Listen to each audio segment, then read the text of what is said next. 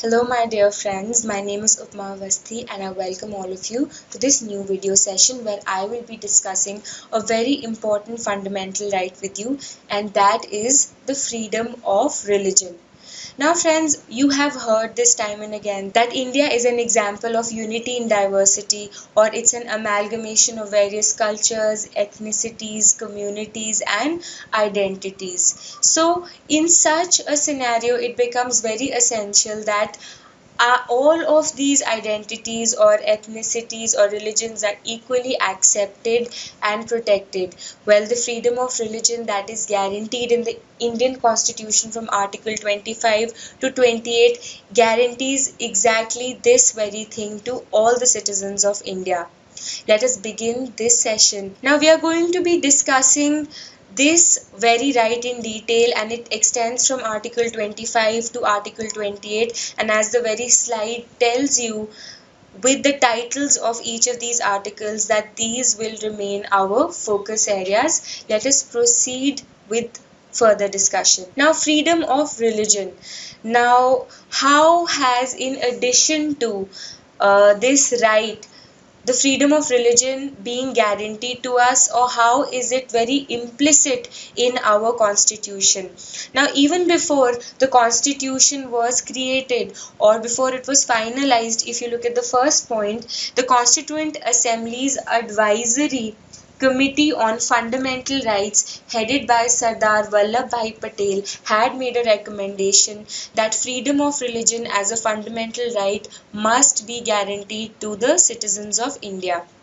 Then the very wordings of the preamble tell us that we have the liberty of belief, faith, and worship.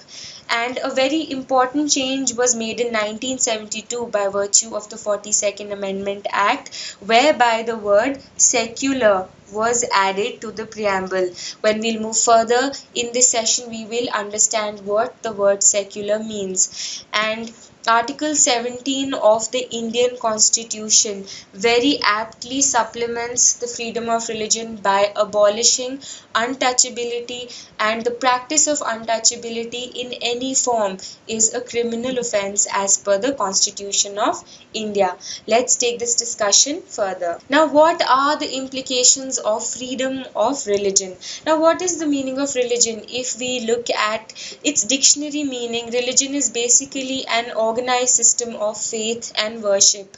And if we want to see what is the meaning of secular, then students, it is neutrality and impartiality towards all religions, beliefs, and methods of religions. And we have to be mindful of the fact that the minute a constitution declares a state secular, it means the state cannot have a state religion of its own. And another implication is that the state will never regulate your relationship with God. What is the scope of Article 25? It is guaranteeing to us the freedom of conscience, then profession, practice, and propagation. Now, students' conscience is your individual idea of what is right or wrong, or I would rather say what is moral or what is immoral. Profession, I would say, is when you formally enter into a religion or when you formally acquire a religion. This term had basically originated from the religion of Christianity. Practice obviously means to follow the rituals of a religion, and propagation means you have the right to not only believe in a certain religion, follow a certain religion, but at the same time you also have the right to spread that religion.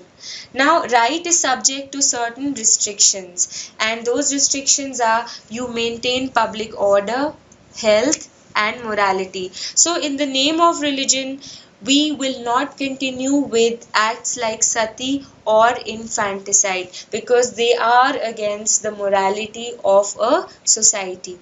Finally, uh, Article 25 clarifies another thing, that it does not hinder the operation of an existing law, or it will not prevent the state from making a new law in order to regulate the right of freedom of religion. Now, what is really important is, if you look at the scope of Article 25, it is not restricting the working of any financial, economic, political, or secular activity that is related to a religious practice. So it is giving a holistic protection to the freedom of an individual to profess a religion of his or her choice. Then we have the scope of Article 26, and Article 26 is giving the freedom to manage religious affairs. What is really noteworthy here is that it does not apply to individuals. So individuals cannot ask for a freedom to manage religious affairs, because this right as it is only regulating religious denominations which need to establish and maintain religious institutions, and who need to acquire and own movable as well as immovable properties. But what is noteworthy is the secular activities, that is activities which are administrative in nature or which are not religious in nature at all. Related to such institutions can however be regulated or administered by state. Now say for example, as far as the administration of a Hindu temple is concerned, the state will not interfere with it, but however the pandits who are working in such temples have now been included within the definition of workmen, right? So when they are included in the definition of workmen, that means they are entitled to a fixed rate of wage. So payment of wage is a completely non-secular aspect of the administration of a religious institution, and with this the state can interfere. Then we come to the scope of the next article under the freedom of religion, and it is an essential element because it talks about freedom from taxation. So you are not going to be taxed if you promote a certain religion, or you will not be compelled to pay any tax if you promote or you maintain a certain religion. And finally, no tax or cost will be incurred if you spread or protect a certain religion or a religious denomination. Let's move ahead. Article 28 finally tells us that you will have the freedom from attending religious instructions at an educational institution. That is why the second point is talking about educational institution.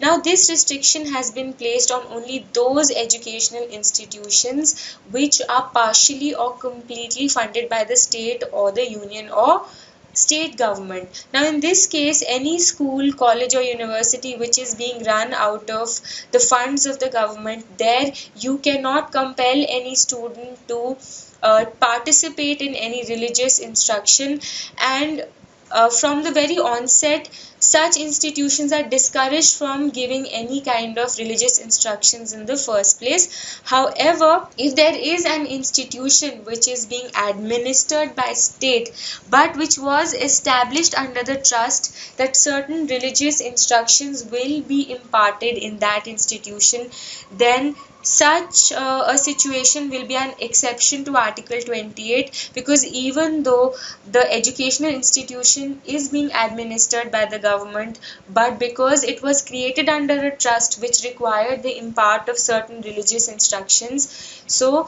then this case we will have to allow the imparting or giving of religious guidelines. Now what is India's position on religion? If you look at the first point, we do not have a state religion.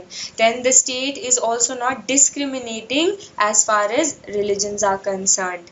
Also, we have understood from Article 27 that there is no imposition of tax for the promotion or maintenance of a religion, and position with regard to imparting religious instructions, I have already clarified that state funded there cannot be any kind of imparting of religious instruction, but if there is a private institute, then or a religious institution which is completely being administered financially also through its own funds, over there can be an impart of religious instructions, there can be a religious tinge to the academics, because it is not being regulated by state funds. That is why they will have the freedom to do so. So here we can clearly demarcate between state run educational institutions and private run educational institutions. Now if you look at this case law, Panninal Pitti versus State of Andhra Pradesh, they came up with a very obvious clarification that of course Article 25 and 26, if you look at, they are guaranteeing religious freedom to minority religions, but however that does not mean that the same guarantee is not available to Hindus. So this was a case of understanding some things which are implied in a certain law or which were implied in Article 25 and 26, that even though an explicit protection is being given to minorities, however it does not deny Hindus of the same rights, because this freedom is inherent or it is already hidden within the text of these articles. Then it was also laid down that the use of loudspeakers is not integral to religion. Now friends, these last 3 points that I am discussing with you, they have been settled by various case laws, but for your understanding I am going to just be telling you what was the final gist of various case laws. So like in a different landmark judgment, it was laid down that use of loudspeakers is not essential for a religion. Then one religion does not have the right to stop the religious procession of another religion. And in another case, it was laid down that cow slaughter is not essential to the Muslim event of Bakrid. Now, this article has an explanation attached to it that Hindus in the definition include Sikhs, Jains, and Buddhists. And the second explanation is that the wearing and carrying of kirbans is included in the profession of Sikh religion. Now friends, with this we have concluded the session on the article which talks about freedom of religion, and I would simply say that in a country like ours, like I said, which is an amalgamation of so many religions and ethnic identities, it is very essential to have such an article and freedom in place. And I would like to conclude this session by saying that my religion is very simple, and that is kindness. And these are the beautiful words of Reverend Dalai Lama. And on behalf of the team of Bullseye, I would like to thank each one of you for your time. Have a great day.